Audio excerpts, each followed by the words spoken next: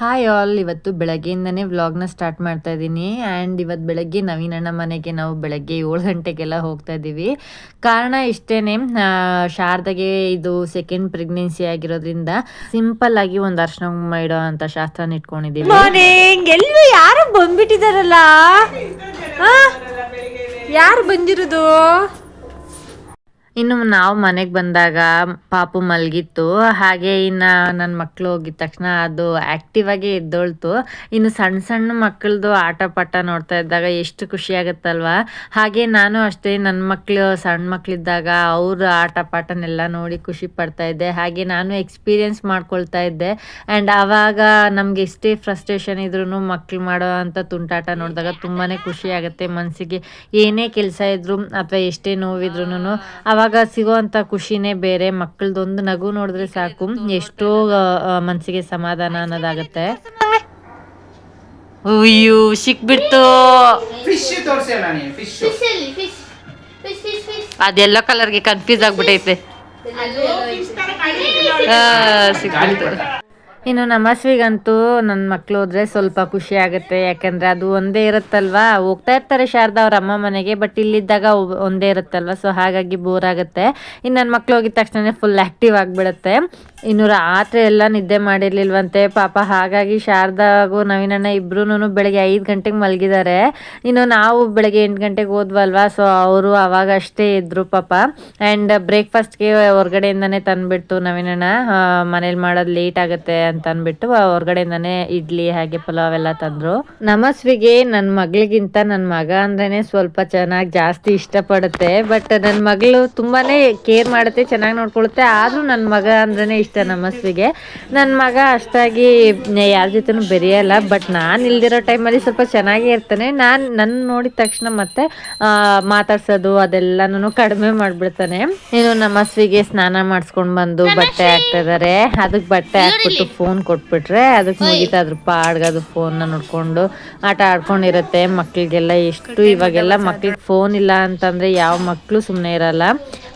ನಮಗೆಲ್ಲ ಆ ಥರ ಇರಲೇ ಇಲ್ಲ, ನಾವೆಲ್ಲ ಹೇಗೆ ಬೆಳೆದ್ವಿ ಅಂತಲೇ ನಮಗೆ ಗೊತ್ತಿಲ್ಲ. ಆ್ಯಂಡ್ ಇವಾಗ ಏನು ಶಾಸ್ತ್ರಕ್ಕೆ ತಟ್ಟೆಗಳು ಇಟ್ಕೋಬೇಕಲ್ವ, ಹಾಗಾಗಿ ಎಲ್ಲ ಜೋಡಿಸ್ಕೊಳ್ತಾ ಇದ್ದೀವಿ. ಯಾರೂ ಇಲ್ಲ, ನಾವು ಶಾರದಾ ಅವರು, ನನ್ನ ಹಸ್ಬೆಂಡು, ನವೀನಣ್ಣ, ಅಮ್ಮ ಹಾಗೆ ನನ್ನ ಮಕ್ಕಳು ನಮ್ಮ ಇಷ್ಟೇ ಜನ. ಶಾರದಾ ಅಂತೂ ಅವ್ರ ಅಮ್ಮ ಅವ್ರ ಅಕ್ಕಗೂ ಹೇಳಿರಲಿಲ್ಲ ಅಂತೆ. ಅಂದರೆ ಇದೇನು ಗ್ರ್ಯಾಂಡಾಗಿ ಏನು ಮಾಡ್ತಾಯಿಲ್ಲ, ಸುಮ್ಮನೆ ಅವರೇನೋ ಆಸೆ ಪಟ್ಟಿದ್ರಂತೆ ಸೀರೆ ಹಾಕಿ ಒಂದು ಏನು ಅರ್ಶಿನ ಕುಂಕುಮ ಇಡಿಸ್ಕೋಬೇಕು ಅಂತ. ಯಾಕೆಂದರೆ ಮೊದಲನೇ ಮಗುಗೆಲ್ಲ ಸೀಮಂತ ಚೆನ್ನಾಗೇ ಮಾಡಿದರು. ಹಾಗಾಗಿ ಇನ್ನು ಇದಕ್ಕೆ ಒಂದು ಹಾಗೆ ಉಳ್ಕೊಂಬಿಡುತ್ತಲ್ವ, ಇದೊಂದು ಮೆಮೊರಿ ಇರಲಿ ಅಂತ ಅಂದ್ಬಿಟ್ಟು ಹಾಗಾಗಿ ಒಂದು ಚಿಕ್ಕದಾಗಿ ಶಾಸ್ತ್ರನ ಇಟ್ಕೊಳ್ತಾ ಇರೋದು. ಎಲ್ಲಿಗೆ ಬಾ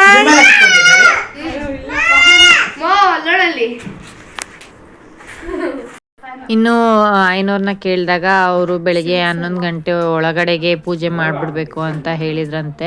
ಸೊ ಪಾಪ ಶಾರದಾಗೂ ರಾತ್ರಿ ಎಲ್ಲ ನಿದ್ದೆ ಇಲ್ಲ, ಒಂದು ಪ್ರೆಗ್ನೆಂಟು, ಕರೆಕ್ಟಾಗಿ ಮಲ್ಗೋಕ್ಕಾಗಲ್ಲ. ಇನ್ನೊಂದು ನಮಸ್ವಿ ರಾತ್ರಿ ಎಲ್ಲ ನಿದ್ದೆ ಮಾಡಲ್ಲ, ಹುಡ್ದಾಗ್ಲಿಂದನೂ ಅದು ಸ್ವಲ್ಪ ನಿದ್ದೆ ಮಾಡೋದು ಕಡಿಮೆ. ಹಾಗಾಗಿ ಅವ್ರು ಕೂಡ ಎದ್ದಿದ್ದು ಲೇಟು. ಇನ್ನು ಅವರು ಫ್ರೆಶ್ ಅಪ್ ಆಗಿ ರೆಡಿ ಆಗೋ ಅಷ್ಟೊತ್ತಿಗೆ 11 ಗಂಟೆ ಆಗೋಯ್ತು ಕರೆಕ್ಟಾಗಿ. ಹಾಗಾಗಿ ಅಷ್ಟೆಲ್ಲ ರೆಡಿ ಆಗಲಿಲ್ಲ, ಸಿಂಪಲಾಗಿ ಸ್ಯಾರಿ ಉಟ್ಕೊಂಡೇ ಬಂದು ಕುತ್ಕೊಂಡ್ರು. ಇನ್ನು ದೇವ್ರ ದೀಪ ಹಚ್ಬೇಕಿತ್ತಲ್ವ, ಇನ್ನು ರಾಹುಗಾಲೆಲ್ಲ ಸ್ಟಾರ್ಟ್ ಆಗಿಬಿಡುತ್ತೆ ಅಂತ ಅಂದ್ಬಿಟ್ಟು ಹಾಗೇನೆ ಬೇಗ ದೀಪ ಹಚ್ಬಿಟ್ಟು ಕುತ್ಕೊಂಡ್ರು. ನಮಸ್ವಿ ಅಂತೂ ನಿನ್ನೆಯಿಂದನೇ ಅವ್ರ ಅಮ್ಮ ಹತ್ರ ಹೋಗೋದನ್ನೇ ಬಿಟ್ಬಿಟ್ಟಿದೆ. ಇನ್ನು ಅವ್ರ ಅಪ್ಪನ ಬಿಟ್ಟು ಇಳಿತಾನೆ ಇರಲಿಲ್ಲ. ಹಾಗಾಗಿ ನವೀನಣ್ಣ ಪಾಪುನ ಹಿಡ್ಕೊಂಡೇನೆ ಅರ್ಶಿನ ಮಾಡ್ತಾ ಇದ್ದಾರೆ. ಹಾಗೆ ಇನ್ನು ಅವರ ಅಮ್ಮ ಹಾಗೆ ಅವರ ತಮ್ಮನ ಹೆಂಡತಿ, ಇನ್ನು ಅವ್ರ ಅಕ್ಕ ಅವರೆಲ್ಲರೂ ವಿಡಿಯೋ ಕಾಲ್ ಮಾಡ್ತಾ ಇದ್ರು. ಬರೋಕ್ಕಾಗಿಲ್ಲ ಅಲ್ಲ, ಹಾಗಾಗಿ ವಿಡಿಯೋ ಕಾಲ್ ಮಾಡಿನೇ ನೋಡ್ತಾ ಇದ್ರು. ಈವನ್ ಫಸ್ಟ್ ಸೀಮಂತದಲ್ಲೂ ಅವ್ರು ಯಾರೂ ಇರಲಿಲ್ಲ, ಅದಕ್ಕೆ ಹೇಳ್ತಾ ಇದ್ದೆ ಬರಬೇಕಿತ್ತು ಅಂತ ಅಂದ್ಬಿಟ್ಟು. ಯಾಕೆಂದರೆ ಫಸ್ಟ್ ಪ್ರೆಗ್ನೆನ್ಸಿ ಇದ್ದಾಗ ಸ್ವಲ್ಪ ಪರ್ಸ್ನಲ್ ಪ್ರಾಬ್ಲಮ್ಗಳಿಂದ ಯಾರೂ ಬಂದಿರಲಿಲ್ಲ. ಸೊ ಇವಾಗ ಬರ್ಬೋದಿತ್ತು, ಬಟ್ ಏನಂದರೆ ಶಾರದವ್ರು ಯಾರಿಗೂ ಹೇಳಿರಲಿಲ್ಲ. ಅಂದರೆ ಇದು ಮಾಡಬೇಕು ಅಂತ ಇಲ್ಲ, ಲಾಸ್ಟ್ ಮೂಮೆಂಟಲ್ಲಿ ಅವ್ರಿಗೇನೋ ಆಸೆ ಆಯಿತು, ಇನ್ನು ಬಸ್ರಿ ಬೈಕೆ ಅಂತ ಅಂದ್ಬಿಟ್ಟು ಮಾಡಿದ್ದು. ಆ್ಯಂಡ್ ಆಲ್ಸೋ ಡೆಲಿವರಿ ಡೇಟ್ ಕೂಡ ಹತ್ರ ಇರೋದ್ರಿಂದ ಇನ್ನೊಂದು ವಾರದಲ್ಲೆಲ್ಲ ಡೆಲಿವರಿ ಆಗೋಗ್ಬಿಡುತ್ತೆ. ಇನ್ನು ಎಲ್ಲರೂ ಬರ್ತಾರೆ ಆ ಟೈಮ್ಗೆ. ಹಾಗೆ ಇನ್ನು ಶಾರದಾ ಕೂಡ ಡೆಲಿವರಿ ಎಲ್ಲ ಮುಗಿಸ್ಕೊಂಡು ಪಾಪುದ ಏನು 11 ದಿನ ಸೂತ್ಕ ಎಲ್ಲ ಕಳ್ಕೊಂಡು ಅವರು ಕೂಡ ಅವ್ರ ಅಮ್ಮ ಮನೆಗೆ ಹೊರಟೋಗ್ತಾರೆ.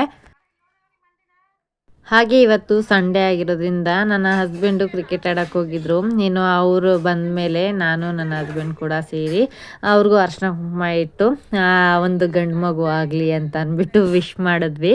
ಅಂದರೆ ಆಲ್ರೆಡಿ ಒಂದು ಹೆಣ್ಣು ಪಾಪು ಇದೆಲ್ಲ, ಸೊ ಹಾಗಾಗಿ ಇನ್ನೊಂದು ಗಂಡು ಪಾಪು ಇದ್ದರೆ ಫ್ಯಾಮಿಲಿ ಕಂಪ್ಲೀಟ್ ಆಗುತ್ತೆ ಅಂತ ಅಂದ್ಬಿಟ್ಟು ಅವ್ರಿಗೂ ಕೂಡ ಒಂದು ಗಂಡು ಮಗುನೇ ಇರಲಿ ಅಂತ ವಿಶ್ ಮಾಡಿದ್ವಿ. ಹೆಣ್ಮಕ್ಳಿಗೆ ಯಾರೆಷ್ಟೇ ಪ್ರೀತಿ ಕೊಟ್ಟರು ಅಥವಾ ಯಾರು ಏನೇ ಮಾಡಿದ್ರು ಈ ಥರ ಸಣ್ಣ ಸಣ್ಣ ವಿಷಯದಲ್ಲಿ ಸಿಗೋ ಖುಷಿ ತುಂಬ ಪ್ರೀಷಿಯಸ್ ಆಗಿರುತ್ತೆ. ಹಾಗೆ ನನ್ನ ಲೈಫಲ್ಲಿ ಈ ಥರದ್ದೆಲ್ಲ ಯಾವ ಮೆಮೊರೀಸು ಆಗಿಲ್ಲ. ಸೊ ಅದು ಯಾವಾಗಲೂ ನನ್ನನ್ನು ಕಾಡುತ್ತೆ. ಹಾಗಾಗಿ ನನಗೆ ಯಾರಾದರೂ ಈ ಥರ ಮಾಡ್ಕೊಳ್ತಾ ಇದ್ದಾರೆ ಅಂತ ಅಂದಾಗ ನನಗೆ ತುಂಬ ಇಷ್ಟ ಆಗುತ್ತೆ. ನನ್ನ ಲೈಫಲ್ಲಿ ಆಗದೆ ಇರೋದನ್ನು ಅಟ್ಲೀಸ್ಟ್ ನಾನು ನೋಡಿ ಖುಷಿ ಪಡ್ತೀನಿ ಅಂತ ಒಂದು ಫೀಲ್ ಇರುತ್ತೆ. ಆಗ ಅಂದರೆ ಏನು ನನ್ನ ಮಕ್ಕಳೆಲ್ಲ ಹುಟ್ಟಿದಾಗ ನನ್ನ ಹಸ್ಬೆಂಡ್ಗೆ ಇದ್ರ ಬಗ್ಗೆ ಎಲ್ಲ ಅಷ್ಟು ನಾಲೆಡ್ಜ್ ಇಲ್ಲ, ಈ ಥರ ಮಾಡಬೇಕು ಅದೆಲ್ಲ ಪಾಪ ಅವ್ರಿಗೆ ಏನು ಗೊತ್ತಿಲ್ಲ. ನಾನು ಹೇಳ್ತಾ ಇರ್ತೀನಿ, ನೋಡು ನನ್ನ ಲೈಫಲ್ಲಿ ಈ ಥರದ್ದೆಲ್ಲ ಆಗಿಲ್ಲ, ನನಗೂ ಆಗಿದ್ರೆ ಚೆನ್ನಾಗಿರ್ತಾ ಇತ್ತಲ್ವಾ ಅಂತ ಅಂದಾಗ, ನೀನು ಹೋಗಿ ಶಾರದಾ ಅವ್ರ ಪಕ್ಕದಲ್ಲಿ ಕುತ್ಕೊಂಡ್ಬಿಡು, ನಿನಗೂ ಒಂದು ಶಾಸ್ತ್ರ ಮಾಡಿಬಿಡ್ತೀನಿ ಅಂತ ರೇಗಿಸ್ತಾ ಇರ್ತಾರೆ. ಬಟ್ ಅದೆಲ್ಲ ಇವಾಗ ಆಗಲ್ಲ, ಆದ್ರೂ ಆಗಿದ್ರೆ ಚೆನ್ನಾಗಿರ್ತಾ ಇತ್ತು ಅಂತ ಒಂದು ಅನಿಸುತ್ತೆ. ಬಟ್ ಆಗಲೇಬೇಕು ಅಂತಲೂ ಏನಿಲ್ಲ. ನಿಜ ಹೇಳಬೇಕಂದ್ರೆ ನನ್ನ ಗಂಡ ನನ್ನ ತುಂಬಾ ಚೆನ್ನಾಗಿ ನೋಡ್ಕೊಳ್ತಾರೆ. ಬಟ್ ಏನಂದರೆ ಅವ್ರಿಗೆ ಈ ಥರ ಶಾಸ್ತ್ರ ಸಂಪ್ರದಾಯ ಅದ್ರ ಬಗ್ಗೆ ಎಲ್ಲ ಗೊತ್ತಿಲ್ಲ. ಆ್ಯಂಡ್ ತುಂಬ ಏನೋ ಎಮೋಷ್ನಲಿ ಎಲ್ಲ ಅವರು ಆ ಥರ ಎಲ್ಲ ಥಿಂಕ್ ಮಾಡಲ್ಲ. ನಾನೇನಾದರೂ ಬಾಯ್ ಬಿಟ್ಟು ನನಗೆ ಈ ಥರ ಮಾಡಬೇಕು ಅಂದರೆ ಡೆಫಿನೆಟ್ಲಿ ಮಾಡ್ತಾರೆ. ಬಟ್ ಅವಾಗ ನನಗೆ ಆ ಥರದ್ದೆಲ್ಲ ಏನು ಅನಿಸ್ತಾ ಇರಲಿಲ್ಲ, ಮಾಡ್ಕೋಬೇಕು ಹಂಗೆಲ್ಲ ಏನು ಅನಿಸ್ತಾ ಇರಲಿಲ್ಲ. ಬಟ್ ಇವಾಗ ಎಲ್ಲರೂ ಮಾಡ್ಕೊಳ್ಬೇಕಾದ್ರೆ ನನಗೂ ಮಾಡ್ಕೋಬೇಕಿತ್ತು ಅಂತ ಇವಾಗ ಅನಿಸುತ್ತೆ. ಬಟ್ ರೈಲ್ ಹೋದ್ಮೇಲೆ ಟಿಕೆಟ್ ತೊಗೊಂಡಂಗಾಗುತ್ತೆ. ಸ್ಪೆಷಲ್ ಫುಡ್ ಮಶ್ರೂಮ್ ಬಿರಿಯಾನಿ, ಅದಕ್ಕೆ ರೈತ, ಆಮೇಲೆ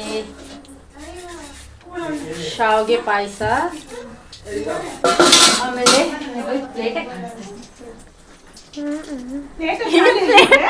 ಪ್ಲೇಟಲ್ಲಿ ಮಶ್ರೂಮ್ ಡ್ರೈ ಮಾಡಿದೆ, ಫುಲ್ ಖಾಲಿಯಾಗಿ ಇಷ್ಟು ತುಳ್ಕೊಂಡಿದೆ ಕೊನೆಗೆ. 1 kg ಅಷ್ಟು ಮಶ್ರೂಮ್ ಹಾಕಿ ನಾನು ಮಶ್ರೂಮ್ ಡ್ರೈನ ಮಾಡಿದ್ದೆ.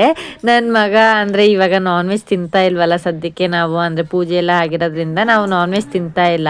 ಹಾಗಾಗಿ ನನ್ನ ಮಗ ಅದನ್ನೇ ಕಬಾಬ್ ರೇಂಜಲ್ಲಿ ಫುಲ್ಲು ಖಾಲಿ ಮಾಡಾಕ್ಬಿಟ್ಟ. ಇನ್ನು ಊಟನೇ ಸ್ಟಾರ್ಟ್ ಆಗಿಲ್ಲ ಆವಾಗಲೇ ಖಾಲಿ ಮಾಡಾಕ್ಬಿಟ್ಟ.